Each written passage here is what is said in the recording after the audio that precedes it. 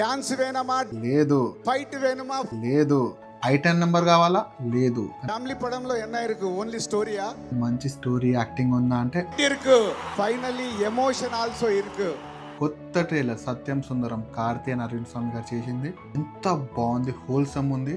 ఇప్పుడు రవితేజ నాని గారు ఇలాంటి సినిమా ఎందుకు ట్రై చేయొద్దు? Why not? చేయాలి. ఇప్పుడు ఏమన్నా అంటే మళ్ళీ ఫ్యాన్స్ వచ్చి కొట్లాడతారు, మన వాళ్ళు చేస్తే చూడరని. కానీ ఇట్లాంటి వాటికి చిన్న బడ్జెట్. ఇప్పుడు తేజ గారు చెప్పినట్టు ఒక విచిత్రంలో నువ్వు 10 రూపాయల సూప్ని 100 కమ్మిన తప్పే, 100 రూపాయల సూప్ని 10 కమ్మిన తప్పే. అట్లానే హీరోలు కూడా ఇట్లా చిన్న సినిమాలకి తక్కువ తీసుకొని తక్కువ డేస్ ఉంటే తక్కువ పని చేయండి, కాల్ షీట్స్ లో వేయండి, ప్రాఫిట్ తీసుకోండి, షేరింగ్ తీసుకోండి. కానీ చిన్న సినిమాలు ఎంకరేజ్ చేయండి. ఇట్లా స్లైస్ ఆఫ్ లైఫ్ ఉంటే చేతిరిత్రలో నిలిచిపోయే సినిమాలు అయితే. ఇప్పుడు చిరంజీవి గారు కూడా ఎంత పెద్ద స్టార్డమ్ ఉన్న ఫ్లాప్స్ వచ్చినా కూడా ఒక చంటబ్బాయి, రుద్రం లాంటి సినిమాలు చేసిరు. అది ఇప్పుడు ఎందుకు చేయలేకపోతున్నారు మన వాళ్ళు? నాకు అర్థం కావట్లేదు.